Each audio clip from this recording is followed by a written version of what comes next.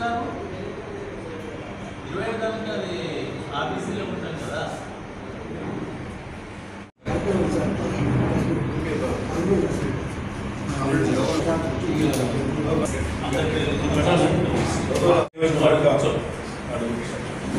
MLC ఎన్నికలు 25 జరగబోతా ఉన్నాయి. ఈ సందర్భంగా సూర్యాపేట జిల్లాలో టీఎస్యూటీఎఫ్ అభ్యర్థిగా సిట్టింగ్ ఎమ్మెల్సీ గౌరవనీయులు అల్లుబెల్లి నరసింహ గారు మరోసారి పోటీలో ఉన్నారు.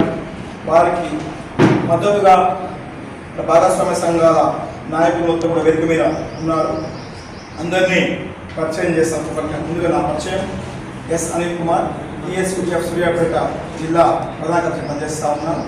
అదేవిధంగా టీఎస్యూటీఎఫ్ జిల్లా అధ్యక్షుడిగా ఎన్ సోమయ్య గారు ఉన్నారు. వేదిక మీద వారు పరిచయం అవసరం అవుతా ఉన్నారు.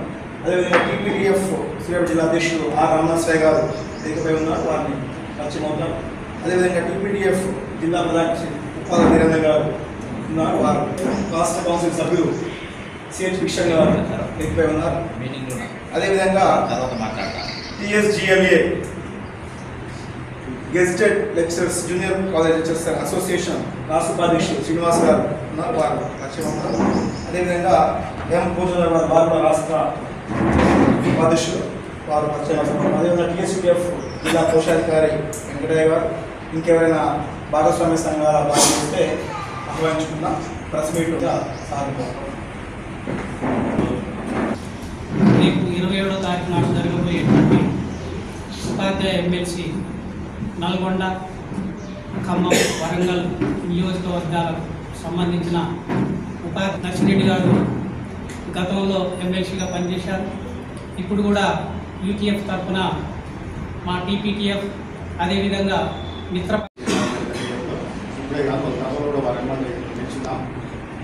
ఇలాంటి అంశాల కోసమో కాంట్రాక్టుల కోసమో నర్సిరెడ్డి గారు పోటీ చేయడం అంతా తెలిసిందే. పవిత్రమైన విద్యారంగాన్ని కాపాడడం కోసం వాళ్ళు ఈ ఎమ్మెల్సీగా ఉన్నారు, ఉండబోతున్నారు. ఎందుకంటే ఎంతో మంది ఎమ్మెల్సీలు మన ముందుకు వస్తుంది. వాళ్ళందరి గురించి తెలిసినందుకు గతంలో కూడా అసెంబ్లీలో ఉంటే ఈ సమాజానికి విద్యారంగానికి ఒక గౌరవం దక్కినట్టుగా ఉంటుంది. కాబట్టి ఇచ్చిన కూడా మొదటి ప్రాధాన్యత ఓటు మన ఎమ్మెల్సీ నర్సిరెడ్డి గారు చేసి గెలిపించాల్సిందిగా మా 475 బీజేపీ సంఘం తరఫున వారు కోరుతా ఉన్నాము. మార్పులు వస్తూ ఉన్నాయి.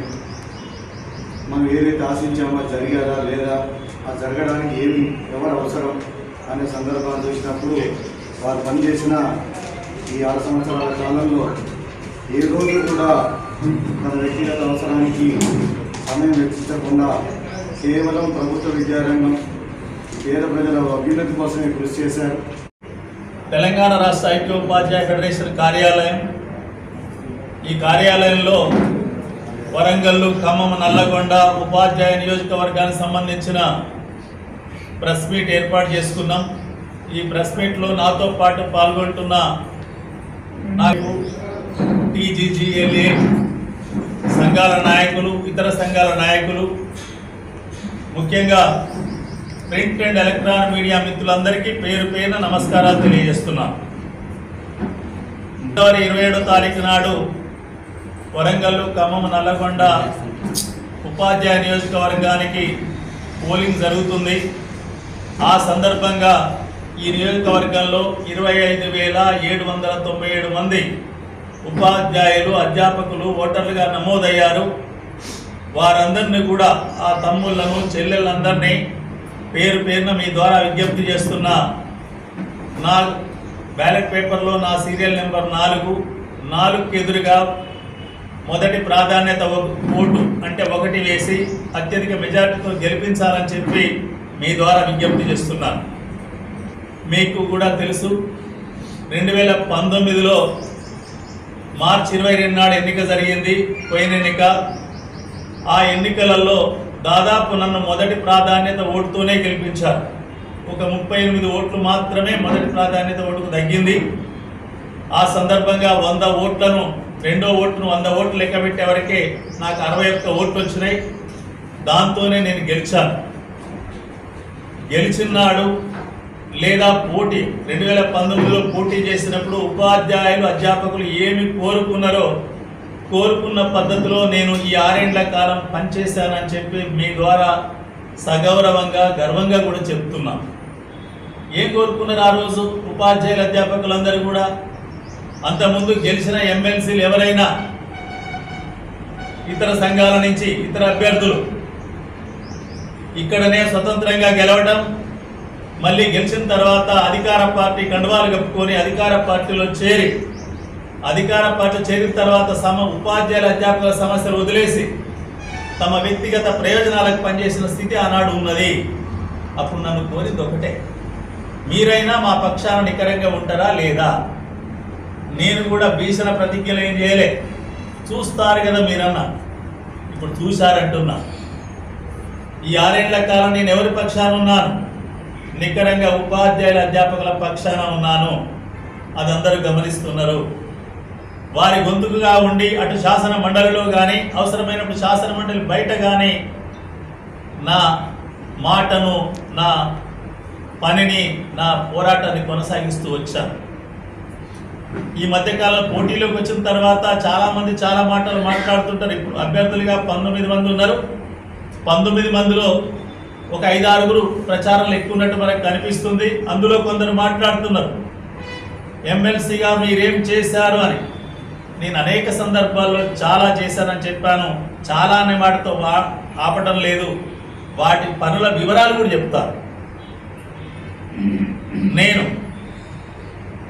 ఎన్నిక కాగానే జరిగింది ఏంటంటే, తెలంగాణ రాష్ట్రంలో ఇన్ని ఉపాధ్యాయ సంఘాలు అవసరమా అని చెప్పి ఆనాడు ప్రభుత్వ పెద్దలు అన్నారు. ఆ సందర్భంగా నేను చెప్పాను, ప్రజలందరూ అలానే అనుకుంటే, ఇన్ని రాజకీయ పార్టీలు అవసరమా అనుకుంటే నేడు ఈ రాజకీయ పార్టీ అధికారంలోకి వచ్చేదా అని చెప్పి నేను ఎన్నికైన 15 రోజులకే నా స్టేట్మెంట్ ఇచ్చాను. అంటే అది చిన్నది కాదు. ఉపాధ్యాయ సంఘాలు అవసరం లేదన్న దానికి ఉపాధ్యాయ సంఘాలు ఉంటాయి, రాజ్యాంగం ఇచ్చిన హక్కు, మీరు కాదంటేందుకు వీలు లేదని చెప్పి ఉపాధ్యాయుల అధ్యాపకుల పక్షాన నికరంగా నిలబడి చెప్పిన మాట నాది. ఆ రకంగా మొదలైంది నా ప్రస్థానం. ఆ తర్వాత మొదటి పిఆర్సీ సమస్య వచ్చింది. సమస్యలని చెప్పుకుంటూ పోవాలంటే చాలా పడుతుంది. కానీ మొదటి పిఆర్సీ తెలంగాణ రాష్ట్రంలో ఆనాడు ప్రభుత్వం పిఆర్సీ కమిషనర్పై ఒత్తిడి చేసి 7.5% మాత్రమే ఫిట్మెంట్ తగ్గించింది. చాలా తక్కువ. ఏమని పిఆర్సీ రిపోర్టు ప్రకటించినందుకు అభినందిస్తున్నా, కానీ 7.5% ఫిట్మెంట్ను మాత్రం నిరసిస్తున్నా. నేను ఈ వేదికని అంటే మండలి నుంచే చెప్తున్నా, 7.5కు 4 రెట్ల ఫిట్మెంట్తో మేము సాధించుకుంటాం, సాధించే వరకు మా పోరాటం ఉంటుందని చెప్పిన అదే పద్ధతిలో 30% ఫిట్మెంట్ సాధించుకున్న పిఆర్సీలో అందులో నా ప్రధానమైన పాత్ర ఉంది. 30% ఫిట్మెంట్ వర్తించని వాళ్ళు ఎవరు కూడా తెలంగాణ రాష్ట్రంలో ఉద్యోగులు కానీ ఉపాధ్యాయులు కానీ లేరు. ఇది నేను సాధించిందే కదా. దీని కొరకు అందరూ మాట్లాడుండొచ్చు, పోరాటాలు చేసి ఉండొచ్చు, నేను కాదను, కానీ అందులో నాది ప్రధాన పాత్ర ఉంది. ఏం చేశాం? మీరు తెలంగాణ రాష్ట్రంలో కూడా భారతదేశంలోనే ప్రైవేటీకరణ విధానాల్లో కాంట్రాక్ట్ అవుట్సోర్సింగ్ ఉద్యోగులు వచ్చారు. మీరు పిఆర్సీ వచ్చినప్పుడు కాంట్రాక్ట్ అవుట్సోర్సింగ్ ఉద్యోగులు పట్టించుకుంటలేరు. తప్పనిసరిగా వాళ్ళకు కూడా 30% జీతాలు పెంచవలసిందే, పిఆర్సీ వర్తింపజేయవలసిందే అని చెప్పాను. ఆ రకంగా పోయిన పిఆర్సీ ప్రతి కాంట్రాక్ట్ ఉద్యోగికి, ప్రతి రెగ్యులర్ ఉద్యోగికి, ప్రతి అవుట్సోర్సింగ్ ఉద్యోగి కూడా 30% పెంచిన ఘనత నాది. మే నెలలో ఉపాధ్యాయులకు ఉద్యోగ పదోన్నతులు వస్తాయా, బదిలీలు అయితే అని ఒక సందిగ్ధం. టెట్ సమస్య ముందుకు వచ్చింది. కానీ టెట్ పరిష్కారం ఎవరి దగ్గర ఉన్నది అంటే ఢిల్లీలో ఉన్న national council for teacher education వాళ్ళ దగ్గర ఉంది. నేను వెంటనే ఎన్సిటికి అపాయింట్మెంట్ లెటర్ పెట్టి అపాయింట్మెంట్ తీసుకొని అక్కడికి వెళ్ళి, మీరు టెట్ను 2011 నుంచి అమలు చేశారు, 11 కంటే ముందు అపాయింట్ అయిన వాళ్ళకి దీంతో సంబంధం లేదు, మినహాయింపు ఇవ్వమంటే ఇచ్చారు. ఆ రకంగా టెట్ మినహాయింపు తీసుకొచ్చి అది పండిట్లు కావచ్చు, పీటీలు కావచ్చు, మిగతా అందరికి కూడా 22,000 మందికి పదోన్నతులు వచ్చినాయంటే అందులో నా కృషి ఉంది తప్ప ఇంకెవరి కృషి చెప్పండి. అందులో ప్రధానమైన పాత్ర నాది. జరగాలంటే ఇక్కడ ముఖ్యమంత్రి విద్యాశాఖ కూడా నిర్వహిస్తుంది కాబట్టి ఢిల్లీ నుంచి వచ్చినాక వెంటనే పార్లమెంట్ యొక్క ఎన్నికలు కూడా అయిపోగానే ముఖ్యమంత్రి అపాయింట్మెంట్ తీసుకొని ముఖ్యమంత్రి గారి దగ్గరికి అన్ని సంఘ నాయకులు తీసుకెళ్లి షెడ్యూల్ ఇప్పించాం కదా. ఆ షెడ్యూల్ తర్వాత కదా అన్ని పదోన్నతులు వచ్చింది చెప్పాను. పిల్లలు వచ్చిన తర్వాత టీచర్లు ఇస్తారంటే బళ్ళు నడవవు. టీచర్ల పెట్టండి, బళ్ళు బాగు చేయండి, అందరికి అవకాశాలు కల్పించండి, అప్పుడు బళ్ళలో పిల్లలు చేరుతారు. కాబట్టి ఒక్క పోస్ట్ లేకుండా పదోన్నతులు ఇవ్వాలన్నాం. అదే పద్ధతిలో పిల్లల సంఖ్య తక్కువ ఉన్నా కూడా పదోన్నతులు వచ్చినాయి. డిఎస్సిలో కూడా 5,000 పోస్టులు ఉన్నదాన్ని 11,000కి పెంచి డిఎస్సి నియామకాలు కూడా అయినాయి. అంటే పోస్టుల సంఖ్య పెంచడంలో నా కృషి ఉంది. ఈ సమస్య నా వల్ల కాదా, నేను మాట్లాడబట్టి, నేను అడగబట్టి నా ప్రయత్నమే కదా. వీటన్నిటికి ఇంకో ప్రయత్నం కూడా ఉంది కదా. ముఖ్యంగా బళ్ళు ఊడ్చడానికి, తాళాలు వేయడానికి, సర్వీస్ పనులు చేయడానికి మనుషులు లేని స్థితి. గ్రామ పంచాయతీలకు, మున్సిపాలిటీలకు, కార్పొరేషన్లకు అప్పచెప్తే ఎవరు మనిషిని ఇయ్యలేని స్థితి. ఆనాడు చెప్పి నేను 2021 సెప్టెంబర్లోనే గ్రామకుంటున్నాను అడిగాను. నేను కలెక్టర్లు మీ తాళాలు మీరు వేసుకుంటున్నారా, మీ గదులు మీరు ఊడ్చుకుంటున్నారా అడిగాను. ఆ కోణం నుంచే ఈ ప్రభుత్వం వచ్చిన తర్వాత ఈనాడు పాఠశాలలకు 3,000 నుంచి 20,000 వరకు, తక్కువ పిల్లలు అంటే 20 లోపు పిల్లలు ఉంటే 3,000 ఇస్తారు. 750 పైగా పిల్లలు ఉంటే ఆ పాఠశాలకు 20,000 రూపాయలు నెలవారీ గ్రాంట్. నెలవారీ పారిశుద్ధ్యం కావచ్చు, సర్వీస్ పనులు కావచ్చు, మనుషులు పెట్టుకునేందుకు ఇచ్చారు. ఇది సాధించింది నేను కాదా? పక్కనే ఉన్నారు GLA ప్రతినిధులు. కాంట్రాక్ట్ అధ్యాపకులు రెగ్యులర్ చేస్తామని చెప్పి జీవో 16 తీసి తర్వాత కోర్టులో పడ్డప్పుడు, కోర్టు తీర్పు వచ్చిన తర్వాత ఆలస్యం చేస్తుంటే వాళ్ళ పక్షాన నికరంగా నిలబడి జీవో ఇచ్చిందని అమలు చేయమని చెప్పాం. వాళ్ళందరూ రెగ్యులర్ అయినందుకు రాగా కృషి చేశాం కదా. ఇవన్నీ చేశాను నాకు నేనుగా. బళ్ళను పట్టించుకోకపోవడం, కాలేజీలను పట్టించుకోకపోవడం, ఇవన్నీ నిర్లక్ష్యంగా ఉన్న సందర్భంలో నల్లగొండ నుంచి ప్రగతి భవన్ పేరిట అంటే హైదరాబాద్కు 4 రోజుల పాటు నడకయాత్ర చేసిన ఎవరు చేశారు చెప్పండి? ఎమ్మెల్సీలు. అది పోలేదా? కాబట్టి ఈ రకంగా 6 సంవత్సరాల కాలం ప్రతి సందర్భంలో, ప్రతి సమస్య పరిష్కారంలో నేనున్నాను. అడుగుతున్నా, మీరు నాకు మొదటి ప్రాధాన్యత ఓటు వేయొచ్చు, వేయండి, మొదటి ప్రాధాన్యత ఓటుతో గెలిపించానని చెప్తున్నాను. అందరు ముఖ్యమంత్రులకు, మంత్రులందరికీ కూడా ఇచ్చాను, ఎమ్మెల్సీలకు ఇచ్చాను. తెలంగాణ రాష్ట్రంలో బళ్ళను ఏం చేస్తే బాగుంటుందని చెప్పాను. ఇది ఒక ఉపాధ్యాయ ఎమ్మెల్సీగా పాఠశాల విద్య మీద విశ్లేషణ చేసి ఎలా ఉండాలో చెప్పగలిగిన స్థాయిలో నేను ఆలోచన చేశాను. ఇది ఉపయోగం కాదా? ఇది సరైనది కాదా? ఆ తర్వాత కొందరు అంటుంటారు, రంగంపై ఏం మాట్లాడారో ఈ పుస్తకంలో కంపైల్ చేశాను. ఎవరైనా ఇతర ఎమ్మెల్సీలు ఏమి మాట్లాడారో రాయమని చెప్పండి. ఇది మొత్తం తీసుకుపోయి మీరు శాసన మండలి రికార్డులో చూస్తే అక్షరం పొలుపోకుండా అక్కడ ఉన్నదే ఇక్కడ ప్రజెంట్ చేశాము. అంటే శాసన మండలిని సమర్థవంతంగా వినియోగించిన ఒక ఎమ్మెల్సీగా నేనున్నాను. ఆ పని చేశాను. కరకట్ట పూర్తిగా కట్టాలి అంటే భద్రాచలం పక్కనున్న ఏటపాక మొదలు 5 గ్రామ పంచాయతీలు, వాటిని మళ్ళీ ఏపీ నుంచి తెలంగాణకి ఇస్తే తప్ప అక్కడ నివారణకు మార్గం లేదు, కరకట్ట పెంచే మార్గం లేదు, తీసుకోవాలని చెప్పాను. అదే సందర్భంలో వరద నిధులతోనే ఏ బళ్ళైతే దెబ్బతినిచ్చాను, ఈ బడి కాస్త దెబ్బతిన్నది వరదలతోనే, వరద నిధులతోనే బాగు చేయండి అని చెప్తే నేను మొన్న ఎలక్షన్ క్యాంపెయిన్లో పోయినప్పుడు చూస్తే రంగులేసి బ్రహ్మాండంగా రిపేర్ చేశారు. అనేక పనులు అయినాయి. నేను ఈ బాధ్యతనందమా, పదవినందన నా వ్యక్తిగత కొరకు కానీ, నా కుటుంబం కొరకు కానీ 1% కూడా ఉపయోగించలేదని చెప్పి నిర్బంధంగా ప్రకటిస్తున్నాను. TSUTF కానీ, TPTF కానీ మొత్తం 21 సంఘాల వాళ్ళు నాకు మద్దతు ఇస్తున్నారు. ఈ సంఘాలన్నీ కూడా నా మీద నమ్మకంతో, కాబట్టి ఈ సంఘాలలో ఉన్న సభ్యులందరూ ఓట్లు వేస్తారు. నాకు వేసిన తర్వాత మొదటి ఓటుతోనే గెలుస్తుంది తప్ప నాకు ఇంకో అవకాశం కూడా అవసరం లేదని చెప్పి మీ ద్వారా తెలియజేస్తున్నాను. అటు సమస్యల పరిష్కారంలో ఉన్నాను, నిజాయితీలో ఉన్నాను, నిబద్ధతలో కూడా ఉన్నాను. నాకు CDP నిధులు 9 కోట్ల రూపాయలు వచ్చినాయి. ఎందుకంటే 6 ఏళ్లలో 2 ఏళ్ళు కరోనాకప్పుడు ఇవ్వలేదు.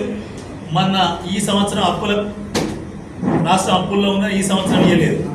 3 ఏళ్ళు 3 నెలల్లో 9 కోట్లు ఇస్తే నేను మొత్తం ప్రతి రూపాయి కూడా పాఠశాలల అభివృద్ధి కొరకే కేటాయించిన తప్ప వేరే వాళ్ళకి కేటాయించలేదు. నేను ఓపెన్గా సోషల్ మీడియాలోనే ఆ వివరాలను పెట్టాను. కానీ మిగతా ఎమ్మెల్సీలు ఎందుకు పెడతలేరు? ఇవ్వలేదు కాబట్టి పెడతలేదు. ఆ రకంగా నిజాయితీగా, పారదర్శకంగా ఈ 6 ఏళ్ల కాలాన్ని నా ఉద్యోగ జీవితంలో నా ఎమ్మెల్సీ బాధ్యతలో నిర్వహించడం జరిగింది. మరి సమస్యలన్నీ పరిష్కారం అయిపోయినాయా, ఇంకేం లేవా అంటే ఉంటాయి. ప్రభుత్వం పరిష్కారం చేయాలి. 4 డిఏలు పెండింగ్లో ఉన్నాయి. ఏప్రిల్ తర్వాత మాట్లాడతాం, వచ్చేటట్టు చూసుకుంటాం. ఈరోజు ఈ కుబేర్ పెండింగ్స్, మెడికల్ బిల్లులు కావచ్చు, జీపే పార్ట్ ఫైనల్ కావచ్చు, సరెండర్ లీవ్లు కావచ్చు, టీఎస్జిఎల్ఐ పేమెంట్స్ కావచ్చు పెండింగ్లో ఉన్నాయి. దాదాపు 3,500 కోట్లు పెండింగ్లో ఉన్నాయి. మార్చి నుంచి రిటైర్ అయిన ఉద్యోగుల యొక్క, ఉపాధ్యాయుల యొక్క పెన్షనరీ బెనిఫిట్స్ రాలేదు. నేను ఇప్పటికి 6-7 సార్లు బట్టి గారిని గౌరవంగా అడిగాను. మననైతే మీరు రైతులకు రుణమాఫీ చేస్తున్నారు, రైతు భరోసా ఇస్తున్నారు, 100 కోట్లు మీరు ప్రత్యేకంగా కేటాయించి ఉద్యోగుల, ఉపాధ్యాయుల యూక్బేర్ పెండింగ్స్ మొత్తం క్లియర్ చేయమని చెప్పాను. వారు స్పందించారు. ఇంకా ముందుకు వచ్చి పరిష్కారం చేయకపోతే ప్రత్యామ్నాయ పద్ధతులు ఉన్నాయి, గతంలో పాటించినవి, ఆ పద్ధతిలో ముందుకు పోతానని చెప్పి సందర్భంగా తెలియజేస్తున్నాయి. సమయం 8 గంటల నుంచి పెట్టడం వల్ల పిల్లలు తయారు కావట్లేదు. రెంటెడ్ బిల్డింగ్లోనే 650 స్కూళ్ళు ఉన్నాయి కాబట్టి ఆ సమయం మార్చాలి. వాళ్ళకి 0-0 ద్వారా వేతనాలు చెల్లించాలి, హెల్త్ కార్డులు ఇవ్వాలి. ముఖ్యంగా వాళ్ళకు రాత్రి డే టైం పాఠాలు చెప్పాలి, రాత్రి సమయం కాపలా కాయాలి. వాళ్ళ జీవితాలు చాలా ఇబ్బందులు ఉన్నాయి. ప్రతి పాఠశాలకు 2 డిప్యూటీ వార్డు పోస్ట్ ఇస్తే తప్పనిసరిగా వాళ్ళకి సౌకర్యం కలుగుతుంది. దాని కొరకు నాకు కృషి ఉంటుంది. కేజీ మినిమం బేసిక్ పై ఇప్పించాలి, కేర్ టేకర్ తీసుకురావాలి, హెల్త్ కార్డు ఇప్పించాలి, దాని కొరకు నాకు కృషి ఉంటుంది. మోడల్ స్కూల్ టీచర్లకు 0-0 ద్వారా జీతాలు ఇవ్వాలి, హెల్త్ కార్డు ఇవ్వాలి, పదోన్నతులు ఇప్పించాలి. ముఖ్యంగా జిల్లా పరిషత్, మండల పరిషత్ ప్రభుత్వ స్కూళ్లకు పర్యవేక్షణ వ్యవస్థ అయిన మండల విద్యాధికారులు, ఉప విద్యాధికారులు, డైట్ లెక్చరర్లు ఈ ప్రమోషన్లకు రేపు ఎండాకాలంలో తప్పనిసరిగా అవకాశం ఉంది. ఆ పద్ధతిలో ఇప్పిస్తామని. అన్నింటికంటే జటిలమైంది సిపిఎస్ సమస్య. కాంగ్రెస్ ప్రభుత్వం తన మేనిఫెస్టోలో చెప్పింది నేను రద్దు చేస్తానని. వాళ్ళది కూడా ప్రొవిషన్ అయిపోయింది సంవత్సరం. ఇక మాట్లాడతాం ఎందుకు మీరు రద్దు చేస్తలేరని. ఆ పద్ధతిలో ఏప్రిల్ తర్వాత సిపిఎస్ రద్దు కొరకు ముందుకెళ్దాం. ఆ పద్ధతిలోనే 2003 డిఎస్సి వాళ్ళది కూడా సిపిఎస్ సమస్య పరిష్కారమై 57 మెమో సెంట్రల్ గవర్నమెంట్ ఇక్కడ కూడా అమలు చేసేందుకు కృషి చేస్తామని తెలియజేస్తున్నాం. ఇలా మీకు ఇష్టం ఉన్న వాళ్ళకి గెలిపించండి. ఆ ఇష్టంలో నేనుంటాననేది నాకు ఆ నమ్మకం ఉంది. కాబట్టి ఆ పద్ధతిలో రేపు 27 ఫిబ్రవరి నాడు ఎన్నికలు నిర్వహణ జరగాలని, అదేవిధంగా రిటర్నింగ్ ఆఫీసర్ని కూడా కోరుతున్నాను.